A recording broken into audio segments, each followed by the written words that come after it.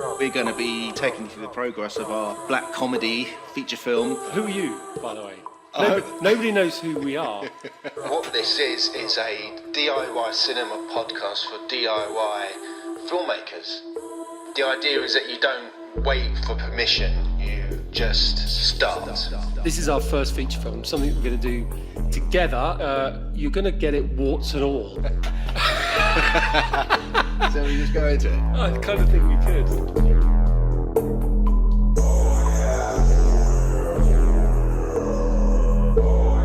This is DIY Cinema Cult.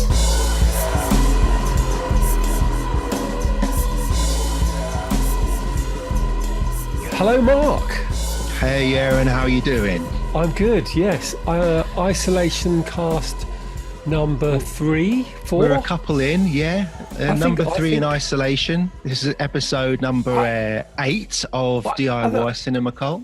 That means actually this is isolation cast 4. Oh, right. Because our first one was number 5.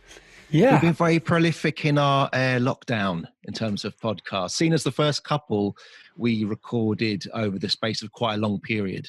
Yeah. And now we've suddenly become very energized by the time we have on our hands. Well, it's amazing the lure of being alone in a room with your headphones on, talking nonsense to a colleague and friend with a drink in your hand is in times with little children in the house 24/7 and lots of dishwashing to do. I know. I mean, I have been starting to go a little bit stir crazy, and in a way, I have on occasion doubted that this podcast actually exists, and maybe I just go into my bedroom and talk to the screen for an hour or so and drink a gin under the mental illusion that I'm actually recording a podcast with you. But I hope you can maybe alleviate my worries there. This is a real podcast, is it not? We are it's a real podcast, and we've had real people actually listen to it.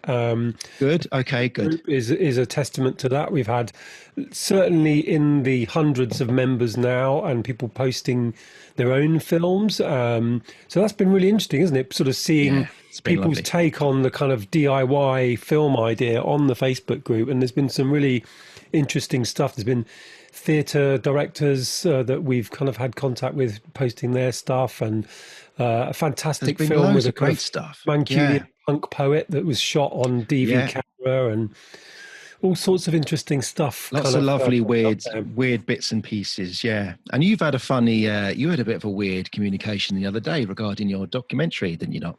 Well, yeah, I think what I'm realizing is that when you start putting things out there in any form or another, so when you make something, or you're in the middle of making something, there's always that fear that someone else is doing the same thing somewhere else. Being DIY, we're doing things in a kind of step-by-step process. We don't have armies of different people kind of helping out with all of the huge amount of collaborative processes that have to happen in a filmmaking project. But I had an email from a well-established production company asking to see the trailer. And of course, I made a trailer in order to show off the capability of my ideas and to really to get across the kind of film's concept. And I was very torn, because what do? Do you show your ideas to people that are potentially professional rivals in some way or another? So, I mean, have you ever had anything like this where suddenly an idea of yours is out there and maybe you have professional rivals that are kind of... I mean, I had a funny... I mean, maybe not in the same way that suddenly you have quite a large production company kind of vying for the same subject matter and possibly interviews like you've got. But I did have a similar experience on the very last shoot day of the Chewing Gum Man documentary. I actually wasn't able to go there, so I had to kind of hire a friend of ours to go and shoot an event for me, and she arrived and there was another crew there who'd apparently been filming the same subject for the last year and a bit, which I had not been made aware of, which was quite interesting. But if things like that happen, when you sometimes your subject matter has numerous interests from various angles, many people want to make films on them. I mean, I was lucky in the sense that this was the last thing I was shooting. My film was already finished. I was just making an addition to the basically edit. in the bag. It was in the bag. So my film was done and dusted. So I was able to get mine out there quicker than the other crew who are currently possibly still are filming it. Maybe they have a plan to shoot with the Chewing Gum Man for 10 years or something. I have no idea. But I've had a similar experience. It's a very tricky one because obviously nobody, particularly in documentary, you don't own your subject. No, no money is paid. I mean, I'm sure that there is money paid in large series for people's kind of time and effort, but I think it's an understood idea that if you're making a documentary, you shouldn't pay your contributor, because if you do that, it changes the nature of the relationship. You're no longer documenting the subject's story. What you're doing is you're asking them to be a supplier for you in some fashion. So obviously no money changes hands, and you're doing it through goodwill. But at the same time, there are, I suppose, to a certain extent, a bunch of filmmakers with a bunch of ears and eyes to the ground. Yeah, I mean, this is why I didn't worry too much. I didn't get too offended or kind of upset by the fact that the Chewing Gum Man had multiple crews following him around that I wasn't privy to, because at the end of the day, he's an artist. And when people are interested in him and want to kind of promote his what he has to say in some way through a film or through an interview or through whatever it is, he's going to take that opportunity because he is an artist who wants to get his work out there, his ideas out there, and share them amongst people. I just then had to realize that, right, if I want my film to have any kind of impact, then I need to get my film out first, and like you said, I wasn't able to claim any kind of ownership over him as a subject matter. There's no exclusivity there. So then you just have to be quick, right, in order to get your idea out there, your film out there first. So this should go on our manifesto in some way, just be first. Yeah. I mean, by any means necessary. By any means necessary. I mean, there's interesting that it's almost like as soon as you come up with an idea for a documentary these days, or even a narrative thing, and you look around for it, it feels like sometimes they're already done. Like I loved the documentary, The Fire Festival, that happened quite recently. Oh, brilliant. Yeah, it was fantastic. And of course, there was 2 simultaneous documentaries about the same thing. And both of them were actually pretty good. And I actually watched both of them, and they both had their kind of upsides. And actually, of course, usually I didn't know about the other one. Yeah. Yeah. Well, one was on one provider and one was on another provider. So in a way, it was the battle of the providers. But it goes to show that actually, if the story's good enough, potentially, there can be 2, 3, 4 documentaries about it, and there's still a lot of, meat on the bone for the kind of watcher, the viewer. But I noticed that there's an unfolding story right now, a lockdown story, which I thought, that's a documentary waiting to be made, about a similar thing to the Fire Festival, which is there was this festival in Panama called Tribal Gathering, which finished about a week or 2 into the lockdown kicking in. So there was this sort of idyllic kind of cult-like, hippie kind of commune thing, having this amazing festival. And then the lockdown happened and they all got stuck on this desert island. And I was like, wow, this is an amazing idea for a documentary. It sounds like the start of a horror movie, actually. A start of a horror movie, yeah. But actually, today, I saw Vice have already made the documentary and released it. Oh, my God. How the hell did they even do it in lockdown? I've got no idea. Oh, my God. Well, speaking of horror, actually, in a very pro link I'm about to pull off. We have a guest coming on, right? We have a guest coming on, a horror director by the name of Prano Bailey-Bond. I mean, this is great. Very talented director. This is great because this is our second special guest that we've had. We're turning into like a real show with guests coming on. Russell Brand, eat your heart out, goodness me. But Prano is going to be great to talk to because she's a very prolific and stylish filmmaker. She's certainly working predominantly in the kind of horror genre. in a way, it's great because she's sort of female director and she's really getting a kind of a name for herself. So it'd be great to find out, her process and what kind of how she's managing to get movies off the ground, looking so stylish as well. I mean, her films looked slick, right? Very slick, and real attention to detail, amazing locations. They're always cast brilliantly and they look fantastic. And like you say, she's been very, very prolific in short films, music videos, and now she's literally wrapping up. We'll ask her where she is in the production process, but she's finishing up on her debut feature, right? Which is where we want to be in, maybe a year's time or so. Yeah. Maybe we'll be interviewing ourselves on this podcast. Saying we've just finished routine, if we ever get out of our bedrooms and sheds, of course. But it'd be interesting to find out her process now. She is working remotely on the post-production of a feature film in lockdown, right? So, I mean... I want to ask her as well, because I do feel it rings a bell in my mind that she was writing remotely. I do seem to remember seeing posts of hers on Facebook or what have you, but I'll ask her about that. That's just popped into my mind. You are listening to the debut feature film podcast. This is DIY Cinema Cult.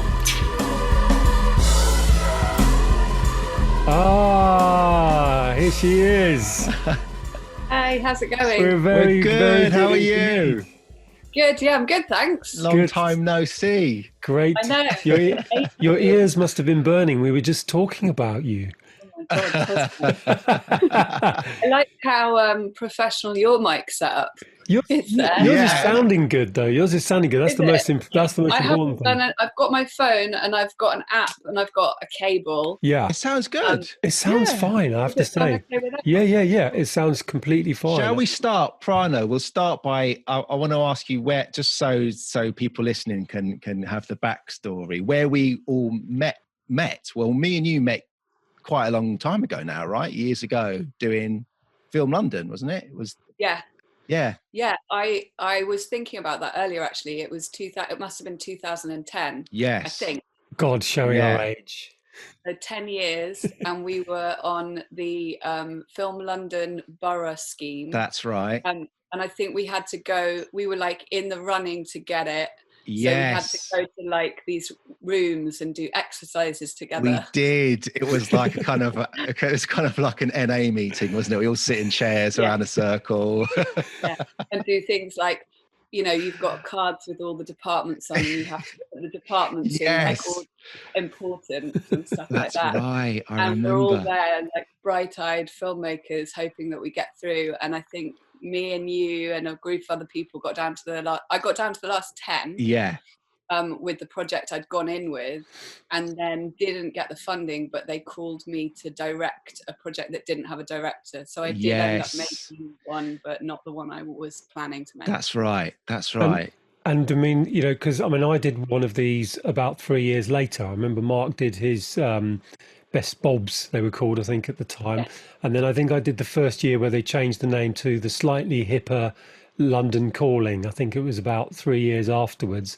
And I'm sort of interested to know what your thoughts are on kind of those sorts of funding things, because obviously if you're a kind of a independent filmmaker, we're kind of running out of ways to fund these things, and particularly if you're a kind of a brand new filmmaker, shorts are a great way to get in there. But what are your thoughts on things like the London Calling and other rapidly evaporating schemes? Yeah, I think they're great, but you don't get on them all the time. Yeah. So I mean, they can't be the be all and end all of making a film, because if you're a filmmaker who hasn't, like, the competition is steep, and there's not room for everybody to be funded that way. But that doesn't mean that the other stories there aren't worth telling, or the other filmmakers aren't worth supporting or being seen. So I've been, I've had numerous projects rejected, and then gone out and, made them on my own anyway. Yeah. And, it is tricky because you've got things like crowdfunding that seem to have replaced, actual funding. Yeah. So it's like, mom, dad, instead of funding bodies. Yeah. And even with some funding, they're still asking you to raise some of the money yourself, I think, now. Yeah. I mean, I was successful on some of those schemes, but I just think they're really, really great because they profile filmmakers who are up and coming, and I think lots of the industry look to those schemes for who should we be keeping an eye on. Yeah. But I also don't think people should be disheartened if they don't get on that the first time. I think it's about building a body of work however you can. Yeah. Absolutely. To make a name for yourself. Yeah. Was that the first film, that short that you made it through Film London, Short Lease? Was that the first one you directed, or was that? Oh, you've been directing before that? That was no. I directed. I'd made a short film before that called The House of Virgins, which sounds like a porno, but it wasn't. It was definitely not a porno. Which I made off my own back after coming out of like a practical filmmaking degree. And I'd done a few music videos, and I had a show reel basically, which is why the scheme came back to me and said, hey, you might suit this project. So I had a bit of work behind me, but that was the first thing I had funded. Right, got you. And a film of yours that I really love is a Shortcut that you made with Film 4. Yeah. How did that collaboration come about? So they contacted me, actually. They got in touch with me and said they were doing this scheme and they were looking for filmmakers that might fit and would want to pitch. So I put something forward, and so that's like the really annoying stories that you don't want to hear, isn't it? The big broadcaster comes along, sugar daddy, says, yes, you're allowed. They wave their magic funding wand, and you go, yeah, I'm going to make a film with a nod gag in it. Great. Yeah. If anyone hasn't seen it, you've got to see it anyway, just because obviously it's a lovely film, and your films are very kind of beautifully done and well crafted. But there's a gruesome moment in it, which, the title somewhat gives away, I have to say. And that's kind of okay, isn't it, really, I guess? Yeah, it was. I watched it again last night with my girlfriend Debbie, and she squealed at the climactic moment. You that was squealing, Mark. Should have been you. So what more can you ask for? But squealed folled by fell about laughing. Yeah, so there you go. That's one of a good combo. It's great to watch that with an audience, actually, because one of you were talking on one of your podcasts about like the importance of film festivals. And like seeing your work with an audience, and that one I remember seeing at the Prince Charles Cinema, and it was packed, and it was just like a delight to hear people shouting, no, and then laughing and cheering as well. The bloodthirstiness of audiences is incredible. And they're like, yeah, he deserved that, and wow. It's a classic, and it distills the idea that I think that short films often get wrong, is it's got one very simple sort of structural idea built into it, and you get the bloody payoff, and it's like game over after that. I just think there's something that's a perfect short in my eyes. It's something that delivers exactly what it sets out to do. Yeah, nice, and that's exactly the kind of short as well that programmers love at festivals, because it's like just a real quick punch. It literally is a punch in the kind of deepest way. I mean, in terms of your process, I mean, you obviously write and you direct, but I've noticed on occasion you've also done other things. You've also done a bit of editing with some of your work as well. Is that right? Yeah, and I think because obviously you guys are looking at like the DIY approach, and I really feel like my editing background at the beginning of my filmmaking career was like hugely beneficial to me. It was kind of something I always did because I was just interested in it's quite a satisfying thing to do, editing. I've always found it satisfying. So I then ended up getting a job. My first sort of freelance job was editing The Apprentice Africa in Nigeria. Nice. Wow. Which gave you your taste for horror, obviously. Of course, yeah. And that was like an incredible, 10 months of just editing every single day. And I came back and I was like, well, I'm going to just edit my own work, basically. And the time that you can put in, if you're asking someone to work for free on your project, then they're gonna be giving you a certain amount of time. If you like, I did a music video called Poltergeist, and I think I spent like 6 months editing that music video, and it is like frame by frame, like juddery editing style. It's quite like choppy and stuff, but I don't think anybody else would have wanted to sit and do that for 6 months for no money. No, and talking about the DIY ethic of the whole thing, Poltergeist, didn't you play all of the roles in the film as well? You were in that, you were literally 5 or 6 different characters within that film, right? Yeah. And amazing. Actually, that was born from the scheme that we met on, in a way, because I had found, like, we had something like 3 days to shoot those shorts, I think. And it was like, so, you know, it always is on set. It's such a short space of time to achieve so much. And I just came off that shoot thinking, I just want to do something where I can create a space where I can come up with ideas and just experiment and play around, and I don't have an AD saying, no, you don't have time, and I don't have a schedule where an actor's turning up at X o'clock. And so I was like, how can I create this playground for myself, basically? And I thought, well, if I play all the characters myself, I don't have to involve any other actors. I don't have to like schedule people and think about how much time they're giving me and that kind of thing. And I had this amazing warehouse that was next door to where I was living at the time. And I just came up with this idea around my friend's song, and spent 2 nights in that warehouse with my DOP, Annika Summerson, who I work with. She's just shot my first feature, and she's shot most of my shorts. I basically trapped her in a warehouse for 2 nights. I got a friend to come in and do some body double stuff, and I got my makeup artist who was asleep next door in my house, and I just go and wake her up and say, can you transform me into the next character? And then we'd just go and we could have ideas that way, because it was like, oh wow, here's a really cool mirror, let's do some weird stuff with a weird lens in a mirror. Amazing. And let's just do this thing for like an hour, and not, it was fantastic. Just free. It was like and I'm really proud of that piece of work. It sounds a little bit like what I've read about David Lynch doing Eraserhead, where he basically found that location that he could shoot within. He could build sets within the rooms, and he had all the time in the world to make it. And it did take years, but he just had freedom to play. There was no time pressures, there was no studio kind of bearing down on him, and he just made what he wanted to make. It's the dream way to make something, isn't it? Yeah.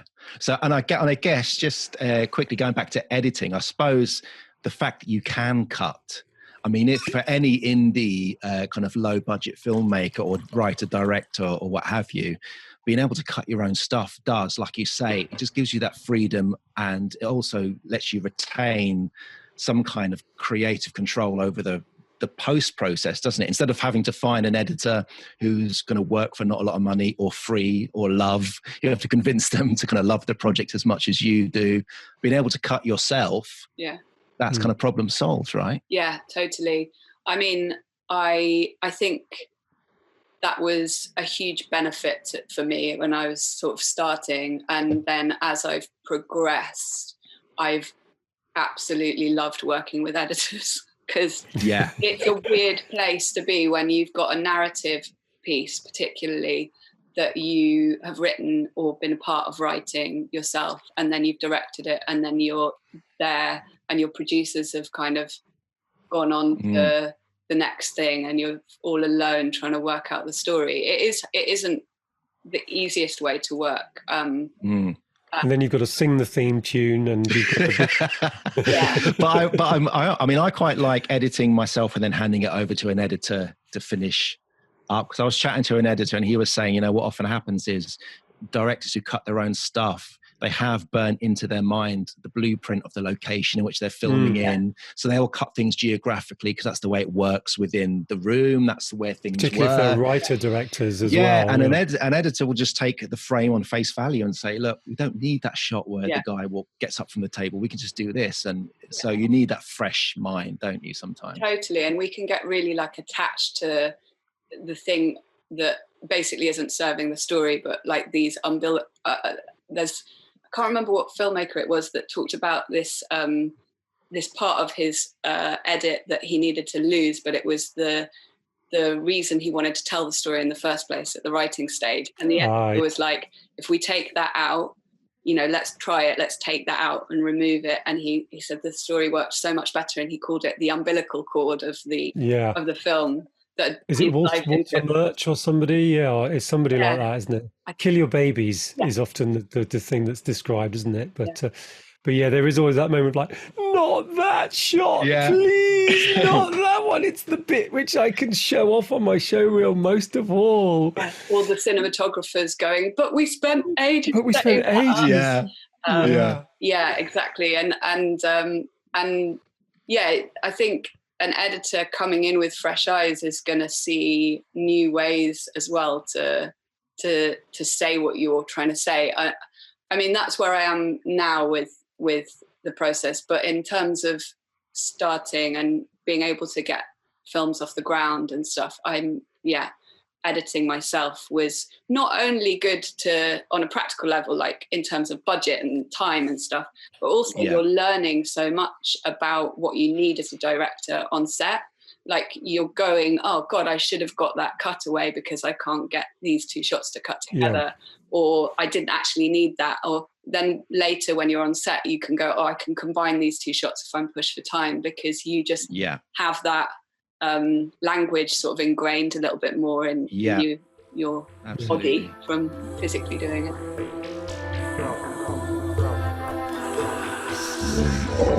DIY Cinema Club.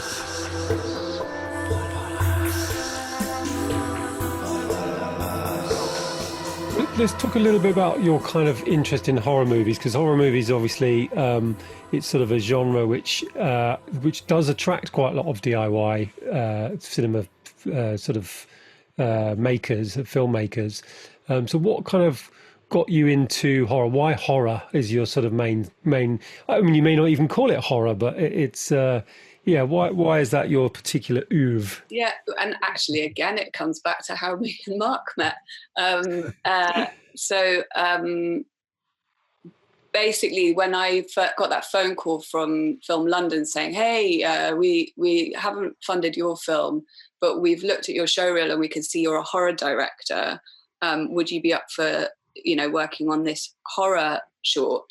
And I remember thinking, am I a horror director? And I was like, I didn't realise. I like rom-coms. Yeah. And I was like, oh yeah, the last film I made was about an old lady who ate a small boy's heart and then projectile vomited all over herself. Maybe that's horror.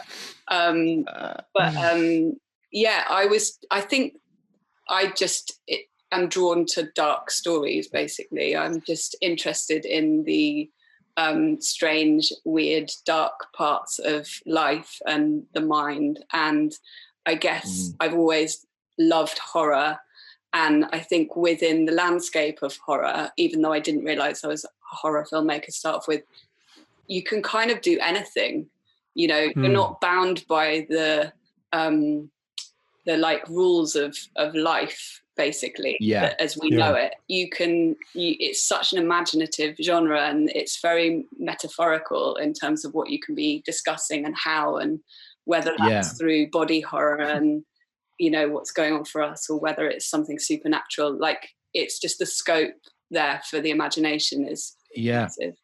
Absolutely. With the horror genre, traditionally there's kind of been it kind of relies a lot. Its aesthetic relies a lot on the male gaze. As a director, do you feel duty bound to attack those kind of conventions, or do you feel that you can kind of use all those tropes and twist them to your advantage? I've always maybe I'd probably separate the male gaze from tropes. I think the tropes are quite fun to play with, and there's like a language within horror that the fans understand. So you can be horror fans are like loyal, dedicated, knowledgeable. They've seen everything, and so there's almost like another language that goes on within horror that's fun to play with, definitely. I think the whole thing about the male gaze is tricky when you're. I don't think that's something I think about consciously, really. I think naturally there are things I want to avoid, like horror can be very exploitative, and that's not something that I'm interested in. And so you might naturally like push against some of those kind of things that exist in horror, I guess. Yeah, because I guess I was just about to say before you came on about the horror genre, like it's been thought about and said famously before that with horror, the genre is the star. And there's been many famous kind of breakthrough, independent, low-budget horror movies because they don't need George Clooney at the center of it holding it all together. It's literally that, the drive of that genre. Like you say, all of those kind of in-jokes, inbuilt tropes, conventions that the fans love, that's what they show up for, right? Yeah, totally. Yeah, I think what's interesting right now about the genre is that in the last few years it's become way more popular in the mainstream, which has given given horror filmmakers like a boost and you're seeing more and more stars in horrors right now. You've got a lot more interest in horror, whereas before it was like the kind of embarrassing cousin that you didn't invite to the party. Now it's a bit more like it's being taken a little bit more seriously, I think, by the industry, which is exciting. I think there's more of an appetite for it in the mainstream, and that's off the back of successful films like The Babadook and Hereditary. Yeah, I finally got round to seeing Midsummer the other day, which I guess that's a folk horror, which kind of taps into my the films, I suppose, the horror films that I remember loving. So, The Wicker Man, etc., and a little bit of Don't Look Now, I suppose, is in that kind of area. So what are the horror movies that really, that you love, that are kind of, this is route 1, 2, 3, these are the ones that you just think this is what it's all about? I think The Shining is up there for me just because of its incredible atmosphere. Like, I think I was actually addicted to The Shining for a little while in my early 20s. Snorting The Shining regularly. Yeah, I was like, I needed to watch it like once a week, and I was happy to just have it on in the background. And I was reading the book because I wanted to work out how Kubrick had adapted it. And I remember being caught like by someone who popped around. I was reading the book and watching the film at the same time, and it was just like I wanted to just exist in the atmosphere of that film. And then, to be honest, the next two are probably both David Lynch films, and my favorite film of all time is Blue Velvet. Classic. And it's not a horror film, or it's not considered a horror film, but to me it's a horror film. Yeah. And I think that's because it's about repression. I remember somebody saying that horror was about the return of the repressed. And I love that it's this thing that we don't want to face that comes and bites us on the arse.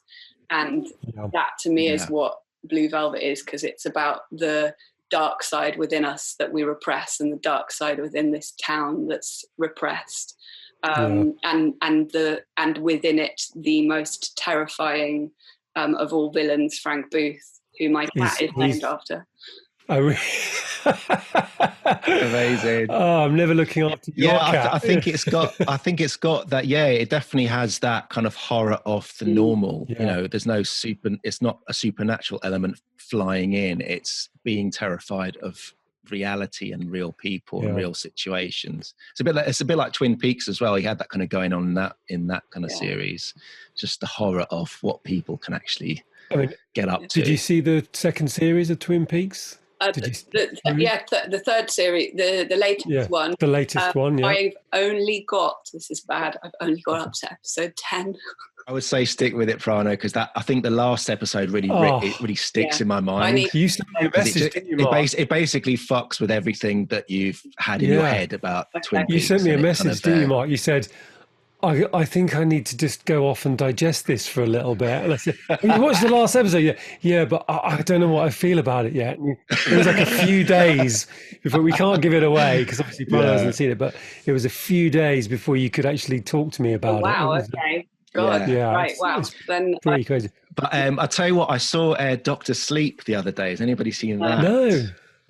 The so-called sequel to The Shining. Yeah. So it's a kind of follow-up story that Stephen King wrote.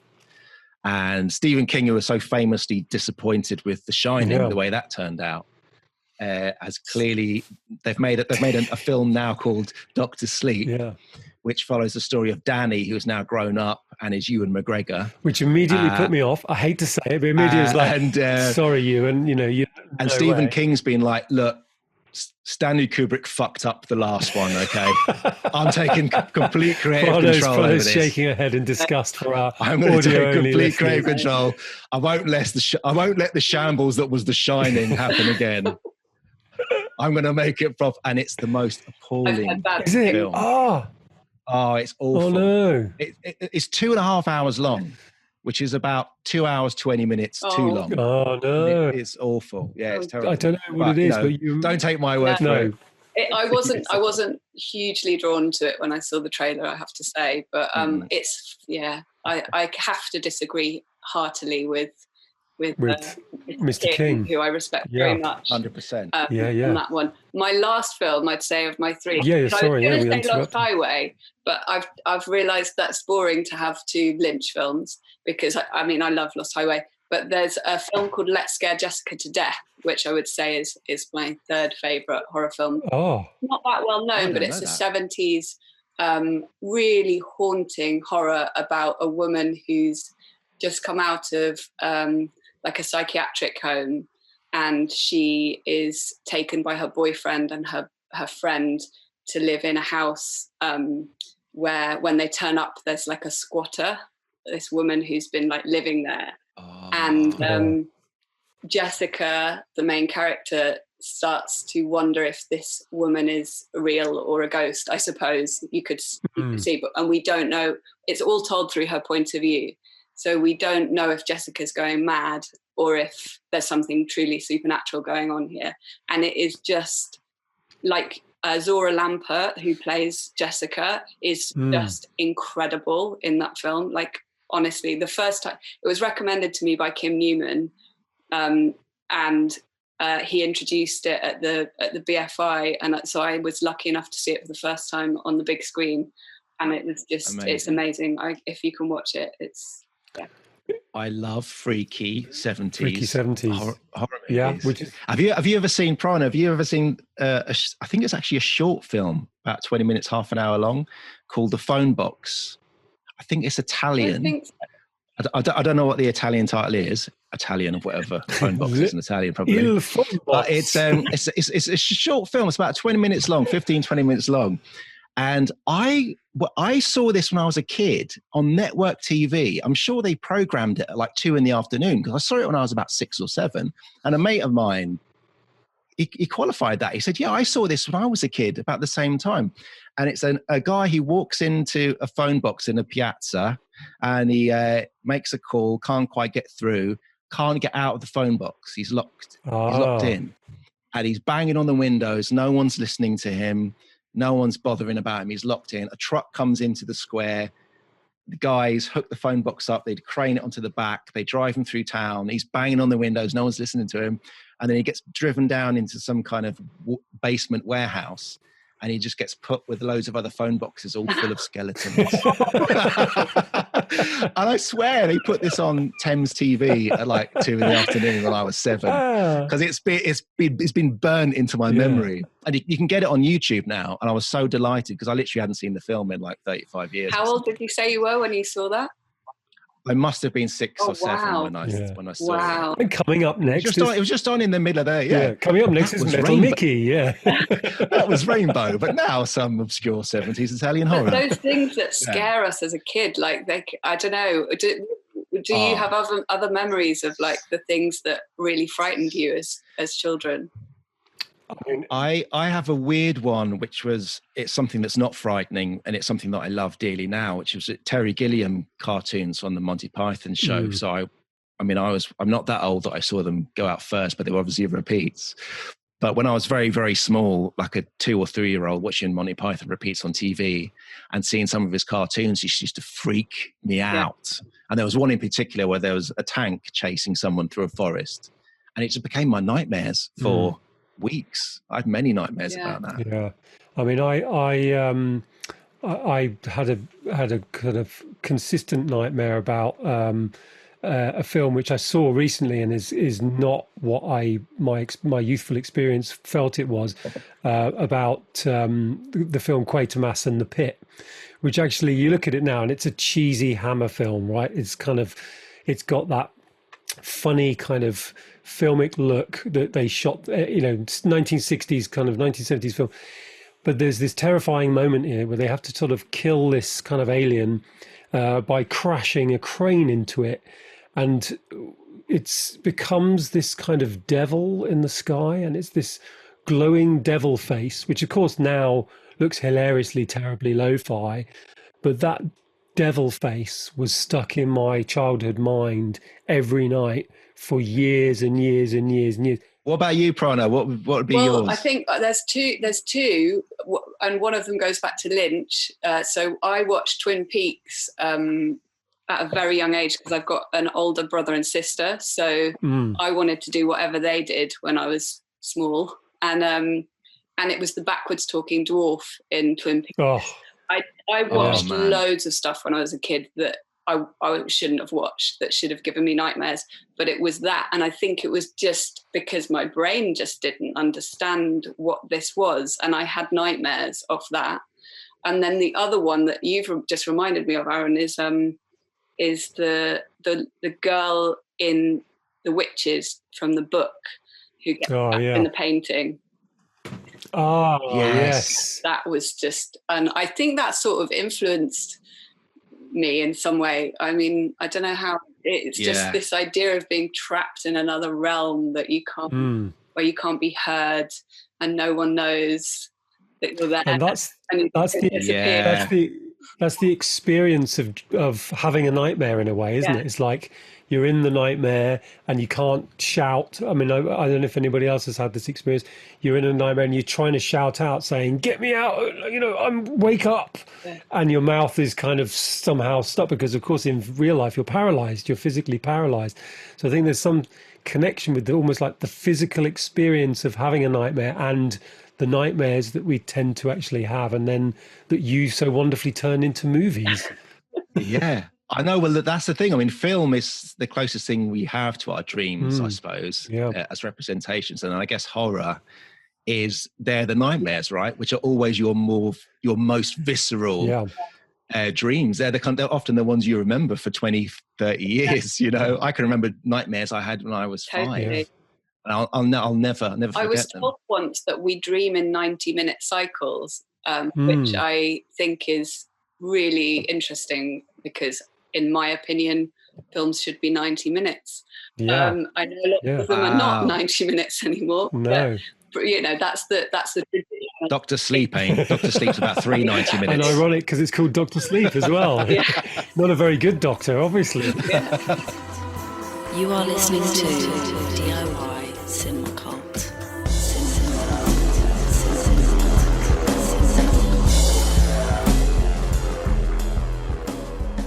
I was looking, Prano, at your film, your short Nasty. There's a kind of similarity in kind of storyline there. Was that the start of the idea for your Censor? The start was the feature. So I had an idea for a feature ages ago. I mean, if you imagine the short came after, then that was... That kind of tells you, So I had this idea for a feature, which was, I was interested in the idea of film censorship. And I'd been reading an article about Hammer horror and the era of Hammer horror and how there was like a rule for censors, which was blood on the breast will make men commit rape. And I was like, wow, okay, so what about, I kind of went to my childish brain a little bit and I was like, well, what about the male film censors? are they gonna, it was like, that was the starting point, and it's gone a long way from that first thought. But I started working with my co-writer Anthony Fletcher on the feature idea, and then funnily enough a short film funding scheme cropped up, and I was like, oh, I've got another idea set in the same world. So it's, my interest was in the video nasty era, basically the early 80s, which is when in the UK VHS horror was born, and over here we had like a super conservative reaction to these films, in that now horror could come into the home on VHS, and people were terrified that these films were going to influence young people and vulnerable people and create the next generation of murderers and rapists. And the reaction to that was like one of moral panic and social hysteria, that meant a lot of those films were banned. So we're talking about things like the Texas Chainsaw Massacre and Cannibal Holocaust and The Evil Dead, things that now are being remade. And so that was the period I was really super interested in terms of like, British culture and our history, but also a really pivotal moment in like horror. And so I kind of was like, oh, well, I'd be interested to tell a story of a young boy at that period as well, rather than just an adult film censor. So that was how Nasty was born. And I applied for a BFI film funding scheme with this short and didn't get it. So I crowdfunded and made the film anyway, which was Nasty. And we shot that on 16 mil over 5 days. And then I was in post with that for a really long time because it had quite a lot of like visual effects. And I was really lucky that I got Framestore on board for that. But fantastic. They were obviously working at the weekends and in their downtime. So there was various things that kind of meant that the post-production took a bit longer. But the film did really well, and we went to like quite a lot of we went to over 100 film festivals with that. And I think it was a really good showpiece for the feature, even though it took me out of the feature for a couple of years. It meant that there were two aspects really. One was that people could see what I was talking about a little bit more clearly, and the success of the short helped me with pitching the feature.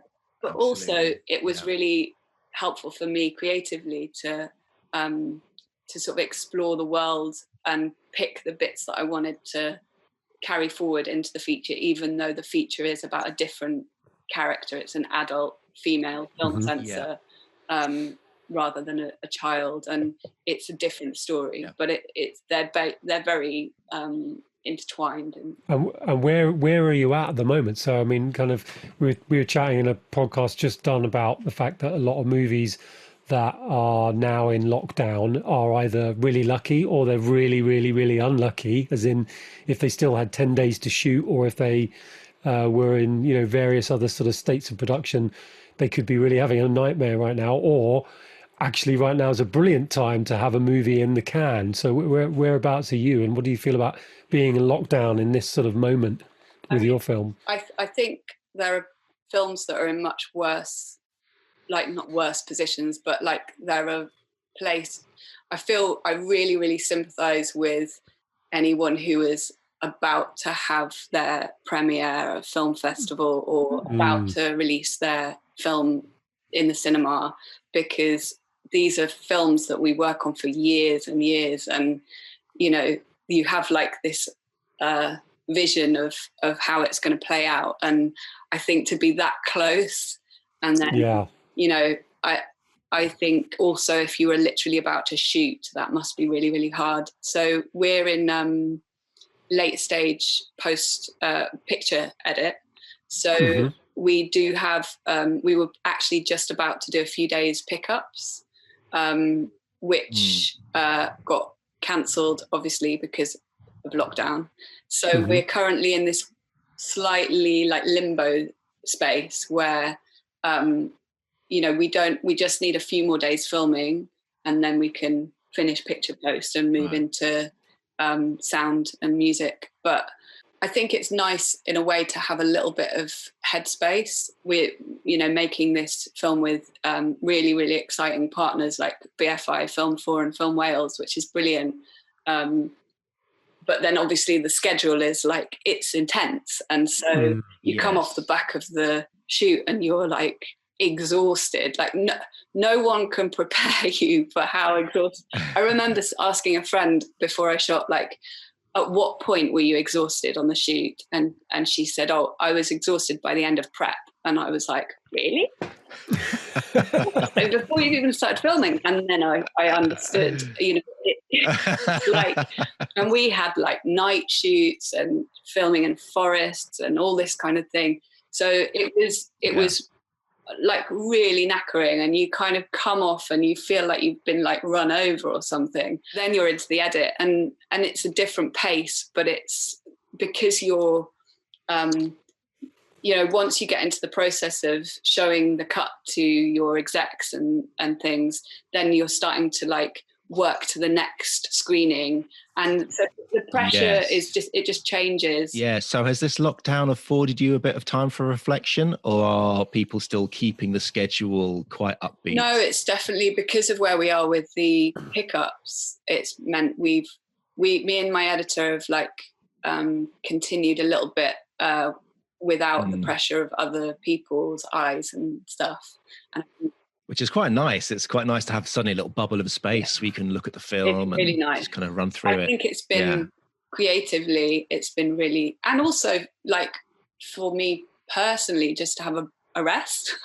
It's actually, I think, currently been good, but we don't know what happens next, and that's where the anxiety comes in a little bit, because when will we be able to pick it up? I think, we're lucky in that we only need a tiny bit of filming, and it's a small crew.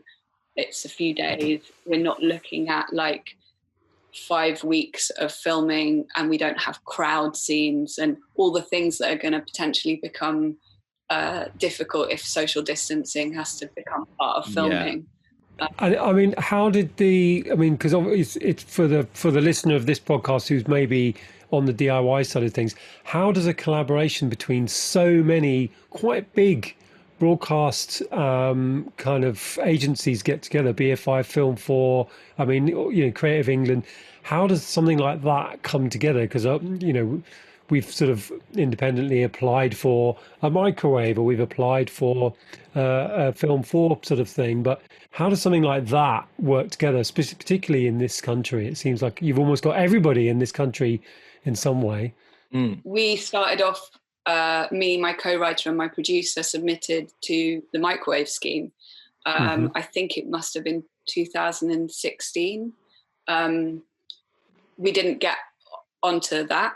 And then we redrafted the treatment, and I'm Welsh, even though I don't sound Welsh. I'm Welsh, so I was fortunate enough that I can apply for Film Wales funding. So we went to Film Wales and applied for development funding, and we got the development funding. And honestly, it was just like an amazing, you're so used to no's. You're so used to that email saying, sorry, this time you haven't been. Yeah, I got one yesterday. Lots of people. There was many applications. The standard was so high this year. Yeah, and I was having a really rubbish time in my personal life as well at that point, and I was like really, really miserable. And then I got this phone call from my producer saying, like, we've got support for our film, and it's like amazing. A whole new way of looking at it, in that I'm going to, be able to take the time to actually write it. So we got that. And then the way the funding works is usually you get the funding for a draft of a script. So we'd applied for the first draft.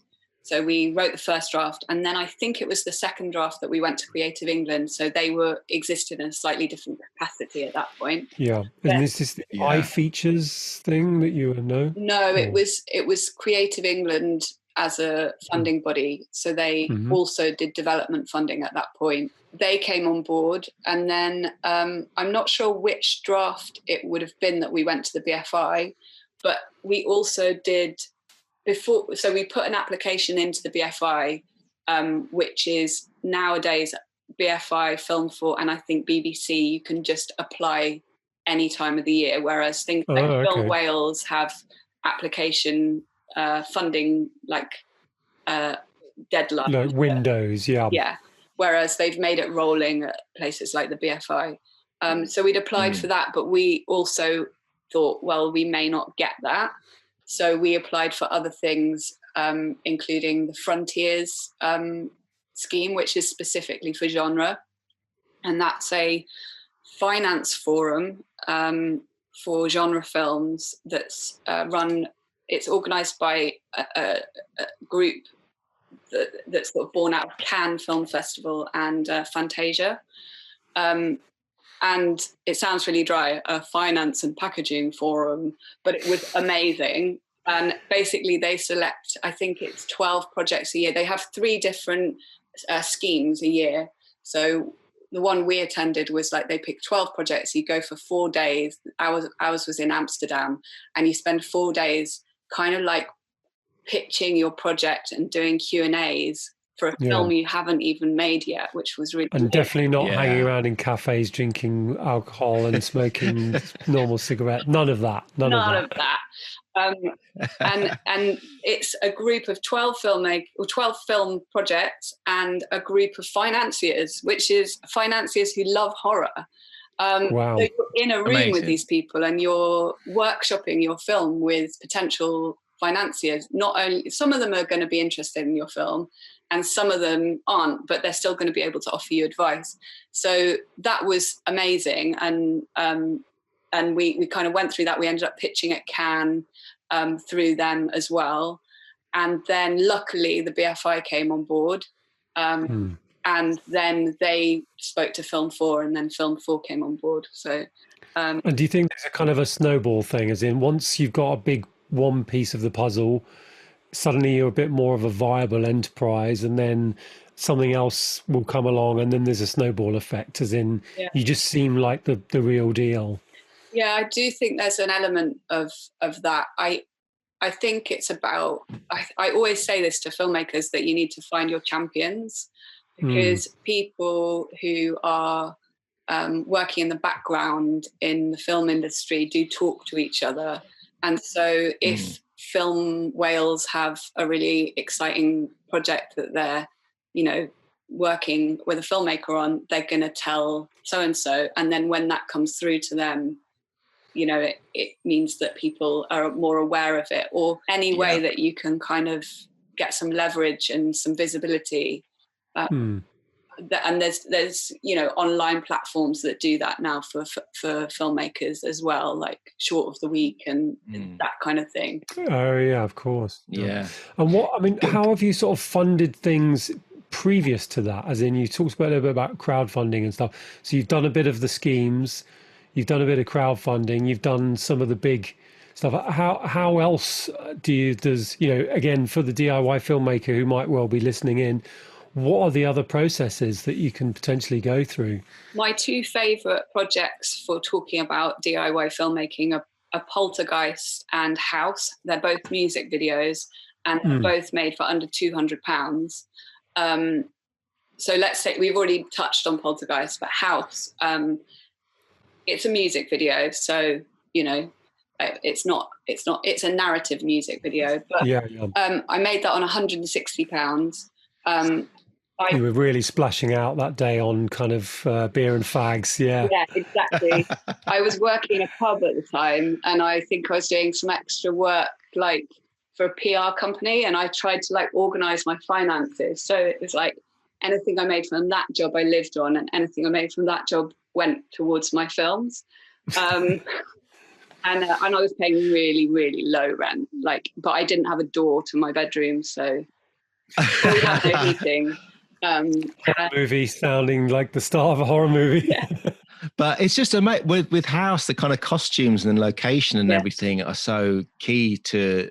It's got a real the success of it just visually. You must have is it just bringing in lots of favors? Did you have the location in mind? I think one of the best bits of advice I could give to somebody trying to do something on no money is to write something around a location that they've already got access to, because if you write like, oh, this film that's set in a casino or a castle, or it's like, okay, exterior space, and then you start looking at locations and it's £1,000 an hour, and it's like, and I basically I found this house again next door to my house, and my landlord at the time had keys to this place, and my housemate came back going, oh my God, you've got to see this place, you're going to love it. And I went in and it was like walking into a doll's house. It was crashed, all boarded up, and I was like, amazing. I have to film something here, and I had all these ideas for shorts, and I was like, maybe I could do a music video. And I just had this idea about this like creepy doll's house where there were all these like dead dolls that were waking up and they didn't know what had happened to them, and there was like this horrible little girl who'd been torturing her doll, and that was such a I love that music video. I'm so proud of it, and I'm proud of everybody. It looks great, and it won a UK Music Video Award, which was really cool. And when I picked up the award, I was so drunk.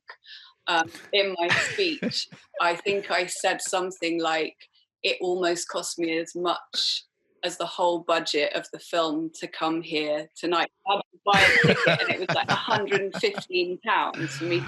By that point, I'd got representation as a music video director, and my rep was like, you have to go, like really encouraging me, sort of as if, you're going to win. And so I bought this ticket, and I was, I've been reminded of that speech by people since. So going back, Prano, to Censor, your debut feature, you had a writing partner on that, and correct me if I'm wrong, I seem to remember seeing on social media Skype, Zoom calls going on between you. Were you working remotely, or you were? So what kind of, how did that work? Well, he lives in Uruguay most of the time. Okay. He didn't live there permanently when we started the project, actually, and he still comes back and forth, but most of the time he is there. He's a theatre director out there and writer, obviously.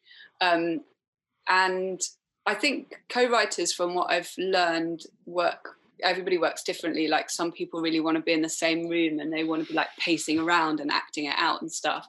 Whereas Anthony and I are more like, we come together, we discuss ideas, we kind of bounce ideas around, and then we kind of go away and do some writing, and then we send it to each other, look back over it, and then come back together. So it's we tend to work in isolation and then come together for conversation. Which is handy right now, I'm guessing, in terms of writing. Yeah, I mean, it was you saw this all coming, Prano. You saw the future. So, and how does it work in terms of, because there is that kind of classic image of there's one guy who paces around the room and there's another guy at the typewriter in terms of collaboration. How did it work in terms of who's finally putting the pages together? So the way we did it was, we wrote a really, really tight outline, scene by scene, and then we literally went through the outline and decided who wrote what scene. And sometimes that was how we did the first draft. Sometimes that would go by character. So you've got your main, in Censor, there's it's very much like single POV. The main character's in almost every single scene, and then she moves through certain worlds with other characters. So he took on certain characters, and I took, just to keep that through line for those. And then we kind of put it together and went, well, what's this now? And then we sort of flip-flop it back and forwards between us. So one of us will do a pass on a scene and then throw it to the other one, and he'll do a pass. So it's quite mixed, really, in that sense. I was interested because obviously we're called DIY Cinema Cult, and we've been... what episode are we on again, Mark? I can't remember. Episode 8. I think this is 8. Which is a magic number. Episode 8, lucky number 8, which is pretty... I think we've been very productive in lockdown thus far. Yeah. And then I realised the other day that some of the photos we've been putting on the Facebook group are of kind of cult members dancing around and jumping around, and some of them were Rajneesh kind of. They were, yeah. So, I mean, you're from that kind of background, but obviously your story of it is not the usual story people might talk about in terms of, being part of a kind of religious organization. So anything, and I wonder how that feeds into the sort of interest you have in terms of films. Yeah, so my parents in the 70s, Jane and Paul, they were called back then, decided to go traveling in India. And they discovered Bhagwan Rajneesh and the ashram in Pune, and they took sannyas, which means that you have your name changed to a sannyasin name. And they came back called Shabdam and Divyam. And they... It sounds like Welsh names to me, basically. Yeah, exactly. And then they didn't want to force that upon their children. I wasn't born at this point, by the way.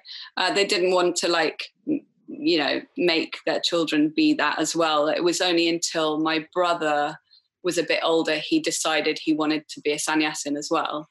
So he took sannyas. And then I think my sister thought, well, I might as well, because he is.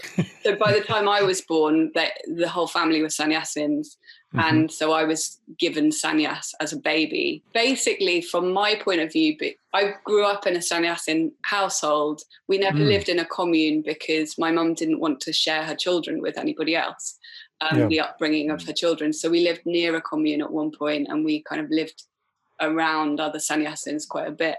From my point of view, I think, I grew up doing meditation and reading stories from all religious backgrounds, because in Osho's stories, he would talk about Buddhism and Christianity and Muslim, that it was about taking those stories and learning from them.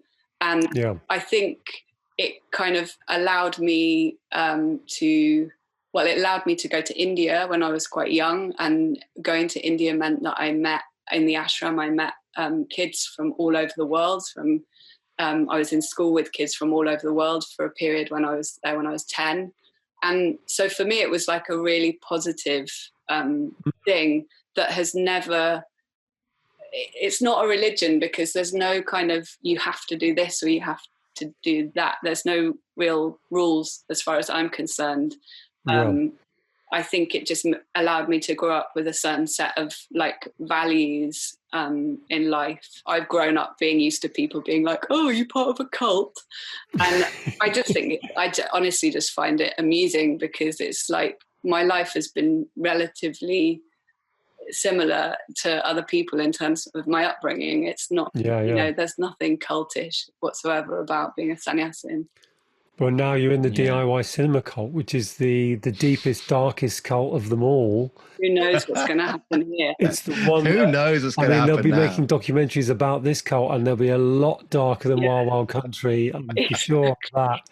Well, it's been fascinating talking to you, Prano. I have to say, it's been a real pleasure, and I think it's going to be a fabulous episode. So. Yeah, I've absolutely loved chatting to you about horror and all things aside. So, and best of luck for Censor as well. Can't wait to see it. Yeah, can't wait to see it. Do you want to shout where people can find your a website or an Instagram or anything like that? I mean, I've got Prano Bailey-Bond.com, very originally named website, and I'm on Twitter under the same name.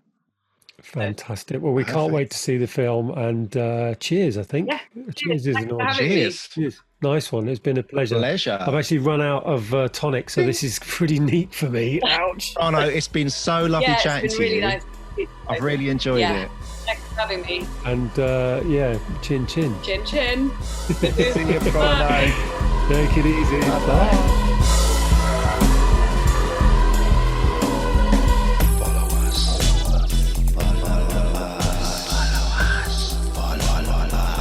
Follow us on Twitter at DIY Cinema Cult, or on Instagram we are DIY_cinema_cult.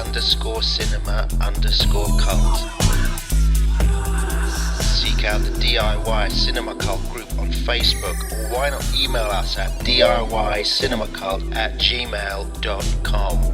Follow us.